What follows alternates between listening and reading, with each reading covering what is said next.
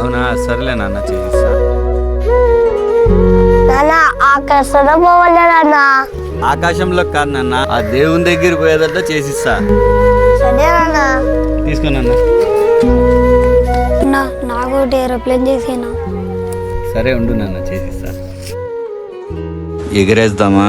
నా వద్దన్నా, మీ దగ్గర పెన్ను ఉంటే ఇస్తారా? తీసుకోరా.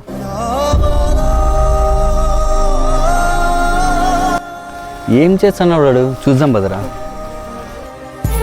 ఏం రాస్తున్నావు నాన్న దాంట్లో? దేవుడా, మా అమ్మ నాన్నని పంపించే దేవుడా, వాళ్ళు చాలా గుర్తుకొస్తున్నారు దేవుడా.